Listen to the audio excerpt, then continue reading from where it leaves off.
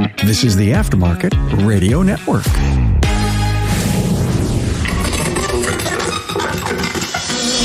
You know, the idea of completely restructuring your staff seems impossible, right? So how did Vinnie Lucido do it after his brother and partner retired from the business? And how did his role as the sole owner and operator change? Carm here, the pioneer of Automotive Aftermarket Podcast. Now, I asked Vinnie all these questions in the Vision KC studios, including his perspective on interns and how he can work such a few hours a week. Hey, thanks to our partners Apex and Shopware for providing you this episode. You know, Apex knows the importance of the service professional, and last year they created a dedicated space, Repair Shop HQ. Now, this area is a one-stop shop for all your service and repair needs, including technical and management classes taught by the industry's most sought-after trainers. Listen here for registration information November 1st through the 3rd, 2022. Apex, now more than ever. You know, I don't know about you, but would you rather see a tech working under a hoist than roaming aimlessly around your shop? Well, Shopware's streamlined digital communication makes it real easy for your team to work together and get approvals faster. Find out more on the web. Talk to my friends at getshopware.com. Well, I'd love to welcome my friend Vinnie Lucido, Reno, Nevada. Hi, Vinnie. How you doing, Carm? Hey, good to have you here. We're at Vision 2022, 30th year anniversary, sponsored by the Midwest Auto Care Alliance. Sherry Hamilton, Jerry Holcomb, and the entire team here, Tim Davidson, president.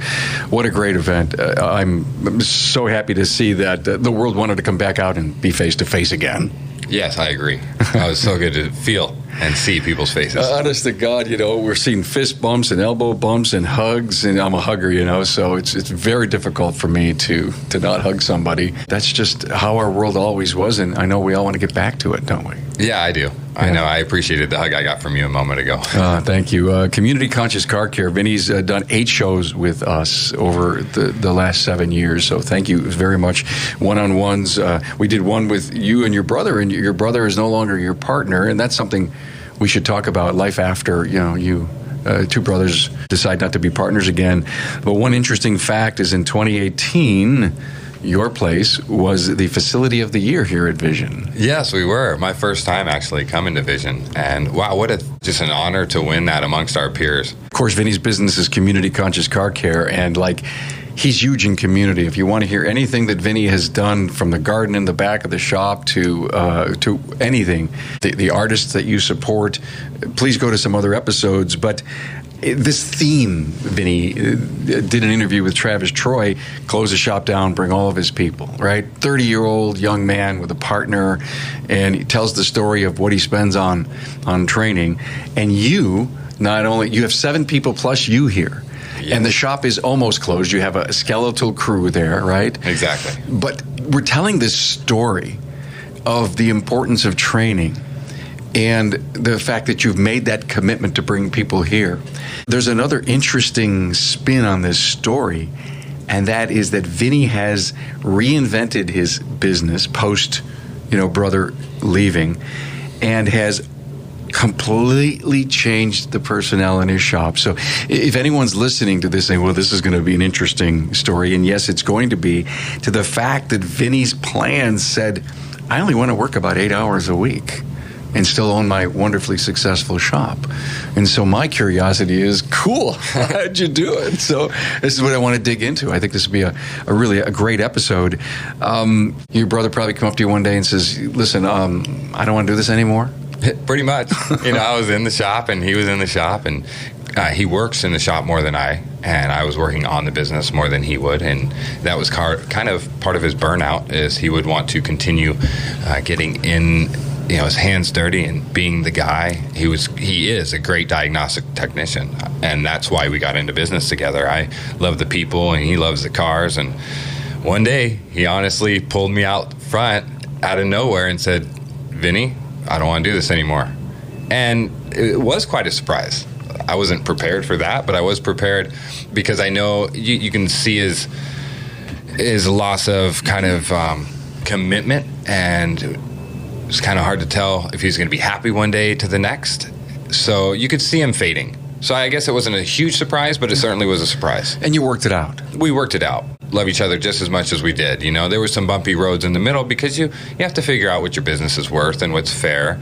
You know, and nobody wants to be taken advantage of. And we settled fairly. And now he's still traveling the country a year and a half later, maybe close to 2 years later, with his kids and his wife in an RV. Wow. That was his goal, and he's still doing it. And good for him, because right now, you know, pandemic and everything, self-teaching your kids and letting them still go outside and play, make new friends is kind of powerful. So how many people that I have talked to that have bought an RV? There should be an RV shortage. You would think.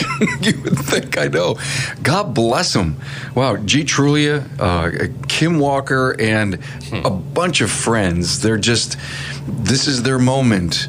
In fact, once we split, you know, one of my technicians, my lead diagnostic technician, thought that was such a great idea that he did the same thing. So wow. He's traveling the country. And what fascinates me is the fact that you turned the entire shape of the shop around as far as the people goes.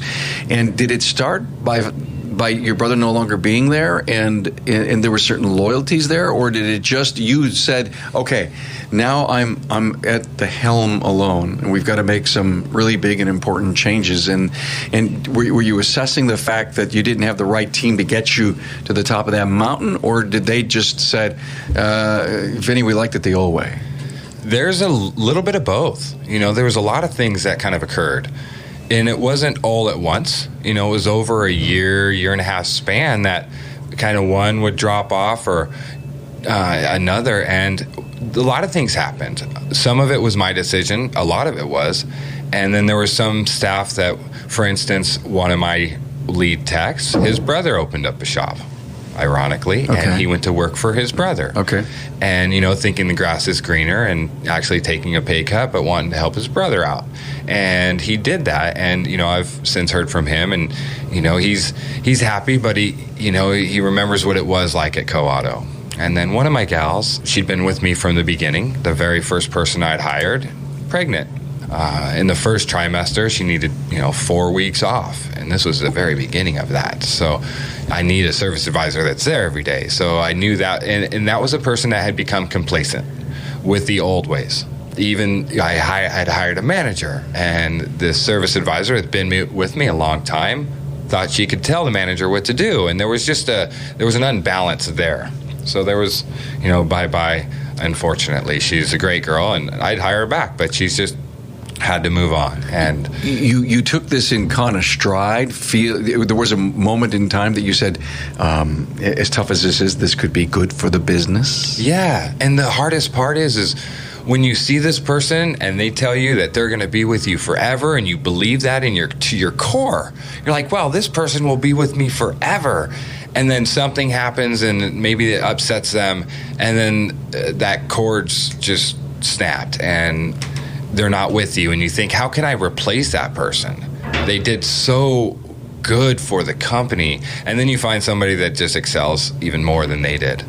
And that's just how it works. Like, you have to keep your mind's eye open to the opportunity that there is somebody else out there, and there is somebody else better. And the people I have, and I just want to say the name James right now. James is here with us, and that man thanks me almost every time I see him for the culture we've created, for having him in our organization, and just building him. And so it really makes me tear up sometimes, because the man's just so passionate and just so grateful. There's so much gratitude, and that's kind of the shift that's happened. Anthony and I built an organization that we both had visions for, and the staff they saw that, which wasn't one clear vision. It was two blended, merged visions. Yeah. And when I came in, it was, I operate at a different level. Sure. And my vision kind of shifted, because now I'm the sole organizer. Right. I'm the sole visionary. And in our company, I believe I was a visionary, and Anthony was more of an integrator. He would argue differently, but I still feel that way. And So with my vision, having these new people come in, I could ask for what I really wanted. And when I'd interview people, I'm really intuitive on kind of who they are, and I've got people that really just blend and mix with me. I love what you said. You have the intuition to see things in people or in situations that it's obviously it's a gift. I rely on my intuition a lot, so I'm really relating to you. But James, he's here. Yes. And how old is James? James, I think, is 44. Okay. So he's actually the oldest person in my shop. Wow. Okay. I'm next at 40. Okay. What kind of classes is James taking? James is our lead service advisor, and he'll be taking many service advisor training classes. The next class is Aaron Stokes, where my manager is here as well, who is actually friends with James. They both moved from California. They met and worked at the dealership here in Reno, or at the Toyota dealer, and it just wasn't for them. And when I had hired Matt as a manager, he recommended, hey, I know this really good guy. He'd be a great service advisor for you. Yeah. And when I talked with James, I was like, yes. Every conversation we had was like, this is the guy. And he has been. And he's just taken leadership in that sense. And, he's a great role model, as far as a service advisor and training other advisors. And, but his gratitude is amongst, the best I've ever seen in anybody. If you're working 6 to 8 hours a week, you have a general manager? So the manager or team leader. Okay. I like to call him the team leader, but it's hard. It just makes sense that he manages. Right. He's a manager. And he's there full time. Morals are similar or very close to mine. So if there is something that arises, he's comfortable taking it over, and I'm comfortable. That's the most important thing, is I'm comfortable leaving the shop to him, knowing that if he's not comfortable with a decision, he's going to call me. If there's something that he's just not aware of, or just not comfortable pulling the trigger on, he's gonna reach out. Hey, Carm here. Now coming up, find out what Vinnie means when he says no risks, no rewards. Repair Shop HQ was a resounding success at Apex and will get even bigger and better in 2022. This special area is for service professionals. It's your own place while at Apex. A one-stop shop for all your service and repair needs, including technical and management classes taught by the industry's most sought-after experienced trainers. The important classes and instructors are selected by a panel of shop owners and technicians to be on target with what you need to drive your business forward. There will also be hands-on product demos in Joe's Garage, a simulated shop environment with 10 service bays, lifts, and running vehicles. Plus, you'll even get to see new tools and equipment, the latest in management and marketing tools, and dedicated sections for tires, alternative fuels, diagnostics, and telematics. If you experienced Repair Shop HQ last year, you'll get even more in 2022. Listen here for the latest information on Apex 2022, November 1st through the 3rd. For more information, visit aapexshow.com. Now, housing is already open, and registration will open May 2nd. Visit aapexshow.com. Hey, we all have bad days when we just want to turn to someone and ask, how the heck do I fix this? When that happens to you on the business side, which may not be your strong suit, you want someone quick, and you want them to be clear. That's exactly what Dan Groen from Detroit Garage found when he peppered the folks at Shopware with questions about how to make the most of its shop management system. As he puts it, they continually solve the curveballs we throw at them. With 7 shops, Dan jokes that he knows he's a demanding client, but that's the sign of a guy committed to his business. Even better, the Shopware support team met every challenge with, in Dan's words, impressive capabilities and vigor. No complaints, no hassles, just a commitment to help Dan through his day. As Dan says, we make each other stronger. Now that's a partnership that works. It's time. Get Shopware.com. So I want to walk down the highway of you making a decision. Obviously, you were forced through Anthony's leaving to reinvent or to actually install your vision, as you said, because there were 2 going on at once. And for the team almost doing a 100% change. Mm-hmm. And then you started to hire some people that are still with you. What was the day that you said, you know what? pat myself on the back. I've made some really good hires. I'm going to give some freedoms, teach some leadership, get some training, and 2 years down the road, I'm going to slow down. I mean, I don't know if it was a year ago. Give us a little idea of how you formulated this. Quite simply, it was watching, while I was in there, watching them orchestrate themselves when I would just sit back and not do anything. I would sit at the front desk and greet people and say hi. When you walk into my business, I'm sitting where you can be seen first, and behind me are two advisors, and they would immediately take over the I'd say hi, and then I'd hear, hey, come on down, let me help you out. And I just kept finding myself not being needed, which is what I strive to build, within my organization, within the company. If I'm doing a job, I want to hire somebody to do it so that I don't have to do that anymore. And then when they can do it to the level that I'm comfortable with, then I step back. And I've seen everybody in our organization just continue to want me to be away. Not that when I'm there, they love it. In fact, the morale is lifted when I'm there versus, some owners come in, it's like, oh, he's here. Guys, he's here. But that's not with me. They're just like, hey, awesome. We just have a great time. And, I bring a lightness to it as well. And it also relieves some stress and tension off the manager when I'm there, because he knows that I'm also keeping some eyes on some things. But when I saw that they wanted me gone and I could be gone and they would handle things without me, that was a shifting point. They wanted me gone. Yeah. There's some powerful words there. Yeah. Did you... Because they know that's what I wanted. Because Anthony wanted to be there. Anthony's in the shop. He wanted to come in and do the hardest job, and because he's great at it, obviously. But I let my guys fail, and they know if they fail that I'm not firing them, that we're all going to learn a lesson from it. Yeah. And that's the biggest thing I can say from this is you're never going to get out of the shop if you're putting out every fire. I love what you said about observations, that you're sitting there watching. It's hard to jump in, especially if you're a micromanager, and just push somebody aside or then immediately tell them what you would have done or could have done or should have done. And it's almost like you're auditioning without giving direction.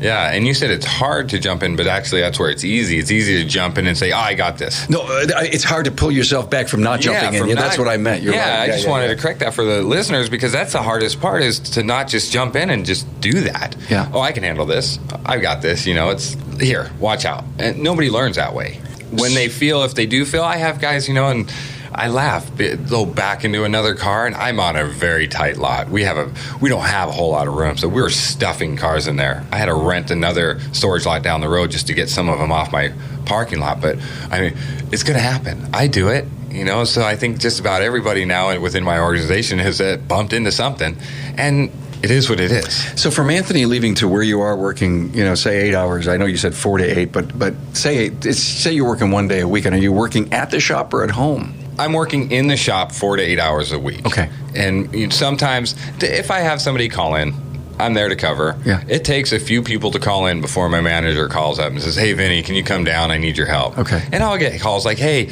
if I show up, it's like, hey, can you drive this for me? We need to set the monitors. Yeah. Sure, I'll drive that for you. So I'm just the cover guy. Yeah. I'm not coming in to run the shop. I'm not coming in to point fingers. I come in, I go talk with the guys. Hey, how you doing? Vinny, there's thousands of people listening to this saying, he's nuts because I got to be busy. I can't stop doing something. What are you doing?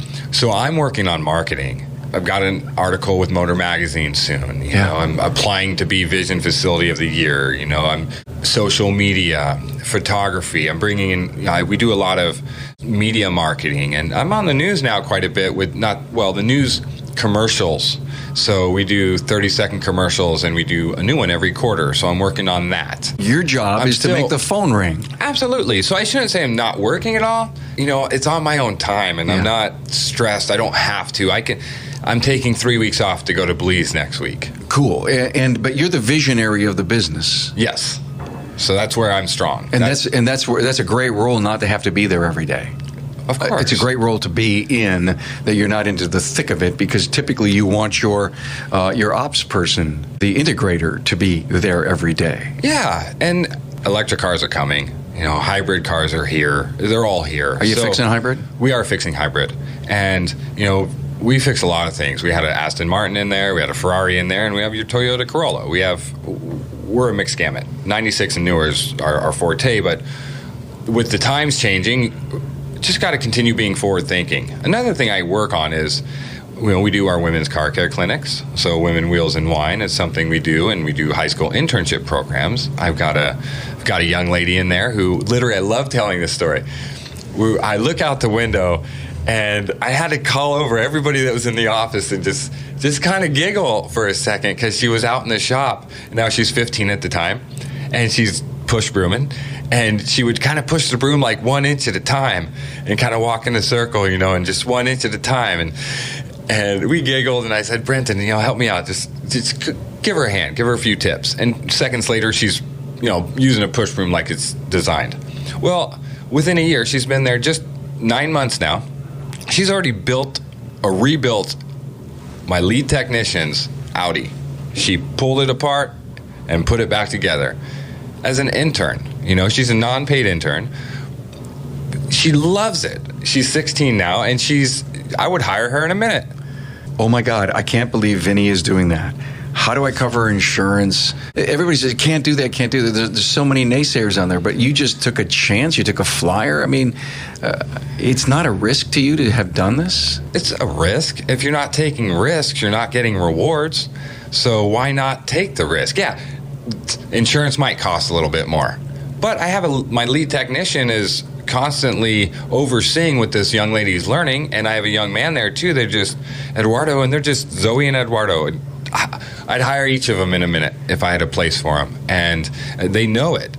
And it's just amazing to say yes and feel vulnerable and just take the chance. Well, you just brought up a great point. So many people say, if I bring on an intern and they don't want to stick around, or I don't really have a slot, or I bring on an apprentice and I do all that training and all that mentoring, 2 years later, I don't have a place. I have these arguments that I make against someone like that. What do you think of those excuses? What I think is, if you believe it to be true, it's true. If it's going to be hard, and you think it's impossible or it's not going to work, you're right. You're absolutely right. If you think it's going to work, and and you believe within your heart it's going to work, well, you're also right there. To me, it's a belief system. Thank you for bringing the positivity to that. And I've always told people is, how do you know where your business is going to be in 2 years? How do you know that you won't have a slot? How do you know that someone won't leave and someone could glove fit into a slot? You don't. You don't know. And then, seriously, you don't have a spot, but I know you're connected. You know everybody in Reno. Why not put up the flag and say, I have somebody. Does anyone need a technician? There's a technician shortage supposedly out there, and it's real. We know that. And that person will always have, I believe, a warm spot in their heart for what they learned from you, and it could be years later they come back. Exactly. And they remember you. You're like family to them, and they remember you gave them their first job after you were the first to bring them on as an intern, and then you recommended them to this other shop, and they're like, well, it worked. I was able to at least have a job until you could hire me back, because and now they come back to you even more trained, maybe trained incorrectly. Hopefully you didn't send them to a shop that would train them incorrectly. Yeah. Ideally, you send them to a place that has the same morals as you do, and it just only builds them to be better people when they come back to you. Are you strong on processes?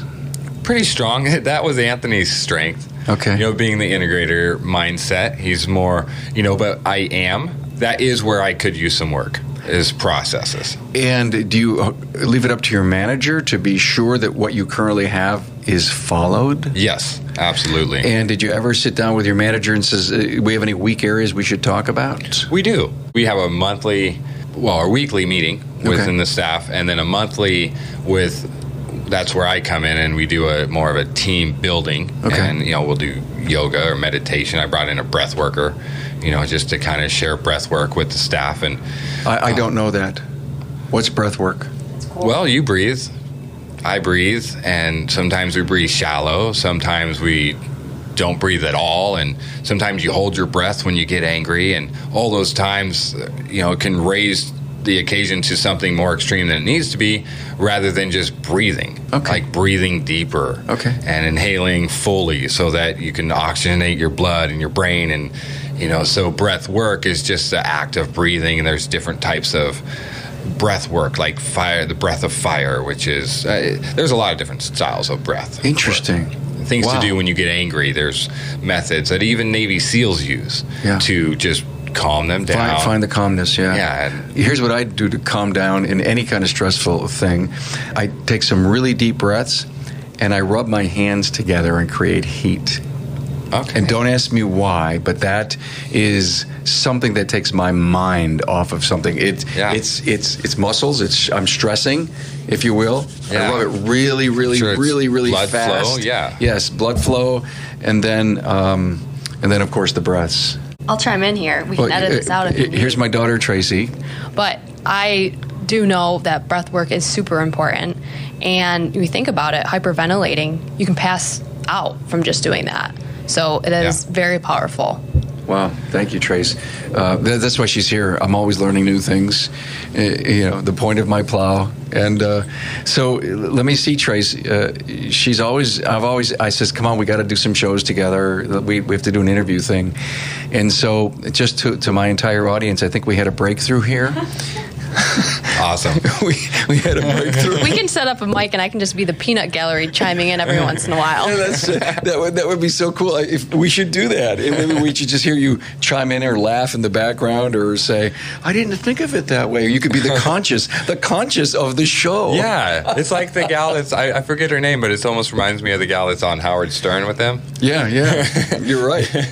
Oh my! Yes, oh my. She's like, I think you just defined a brand new role. Oh my God! Oh, that's great. So you're investing money, airplane tickets, hotel, food, the cost of training. Did you think in the back of your head? Did you put a number to what you're spending to bring 7 and you to Vision? Oh, of course I did. Of course. Would you be willing to share? Adding it all up, considering you also have to consider if you close your shop down, you're also not gaining that revenue. Yeah, but don't listen, I just had Travis Troy in here, and he says, Carm, March is our biggest month right after Vision. Everyone makes it up. Yeah. Oh, so I know there's a return on investment. I just know that when these guys get back, they're going to be fired up. Yeah. And they're going to be passionate. They're going to be tired, too, because, we just flew in last night. I haven't actually had any sleep. I know. And it's all my guys are struggling right now, because nobody got sleep last night. Yeah. Is it bad scheduling? Do you think you should do it differently next year? Well, yeah. My thought was we didn't take the first class today and just rest. Oh, okay. But the guys wanted it. They wanted their classes, and the option was there. So, I've mentioned if you guys need a break, if you guys need something, just take it. If you guys need to go, I was kind of falling asleep there in the last class. It's great instruction too. I don't know about you, Trace, but I think he's doing a good job here on the show. Yeah. I told you I'm tired and wired. I've had a lot of coffee. So how was that? What's that number? What do you think you spent? 30,000. 30. See, think about what Travis said in the show. Travis said 20, and they drove. Okay. So I can see the additional monies. $30,000 invested, and you don't have a sorry bone in your body that you've invested like this. No, I'm actually excited about it. Wow. The sorry bone in my body was if I couldn't make it, but I'm here. So, did you pick out the classes? Did you have them pick them out? We all picked them out together. Okay. So I was sitting with each one of them as they went through and picked out their classes. Okay. And do you really think you need that, or you're really, this is coming up, so why don't you take this and you be our, if you will, resident expert in this particular category, or come back and then teach the rest of us what you learned? Well, I did. I kind of steered them in certain directions, knowing the trainers for one, doing this and being around these professionals all the time. Sure. You get to know who's going to benefit and who sees our culture kind of the same. And with the staff, I see their weaknesses and strengths, and I want to help them. And I also don't want them all in the same classes, because then that's just everybody learning the same information. Yeah. So I want them to have some classes together so that they can bounce things back off each other, and also they feed off each other when they both hear the same information. But also there's something to be said in the powerfulness of just taking a class that nobody else took and walking away with this information that you feel only you have. Right. So there's kind of a balance there. So there's a lot of classes together and some apart, and certainly different skill sets. So those skill sets need to be kind of tailored to each other. My lube tech doesn't need diagnostic skill sets yet. No, not yet. So networking, should they sit together? Should they sit apart in the class so they could meet the people to the left or right? When you're hanging out at the bar at night, do you hang around together, or do you say, go mingle, meet some other people? This is what I hear is one of the powers of doing this, coming to Vision, number one, but going to training and not being in a bubble, but bursting it and expanding. What do you think of that? You know me. I'm a relationship builder. Yeah. I'm not one to say, hey, guys, hang out together. We're a big group here. First thing I said when we walked through the doors of the Sheraton is I pointed at those couches in that bar area, and I said, that's where the magic happens, you guys. This is, you're going to learn a lot of gold nuggets in those classes, but the real power comes with the peers that you're going to meet. Yeah. When they're in class, I didn't really say much. I did say to my manager, like, hey, let's sit together. I like to kind of feed off the energy and keep him engaged in that sense. I don't mind if they sit together and still talk to the people to the right and left of them. They're going to want to sit together. There's only a pair of them at a time in any of these gym classes. So you might get two guys just sitting next to each other. And I think when you can look over and your peer and go, yeah, that's true, then that's kind of powerful too, rather than if they're across the room and you're kind of trying to, hey, did you hear that? Did you hear that? That was awesome.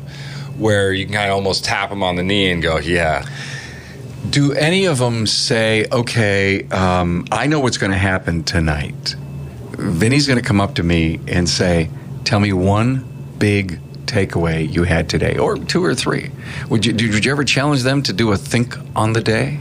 That is a great idea, and I will challenge them on that. And I did tell them, like, even if you're not enjoying the class or it just seems monotonous and boring, continue to listen, because you're just going to get that one gold nugget, and that one thing can be a huge takeaway and can advance your career. And and a big thing for me when I talked to them about this on our Tuesday meeting, hey guys, we're going to Vision. I want you to present yourselves well, blah, blah, blah.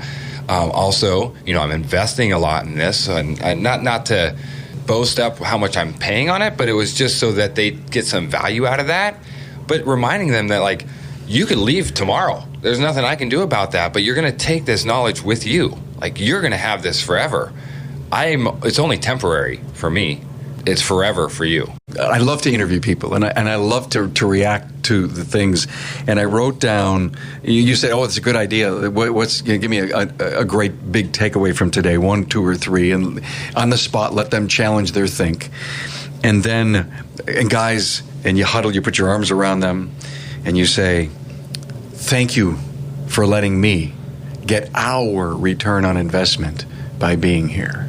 Yes. I mean, that's an emotional hook by saying, I spent some money. I expect us all to walk away smarter than we were yesterday. And never forget, our mission is to get a great return and then bring it to the business and, let's fire the rockets. Yeah. Let's light the fuse.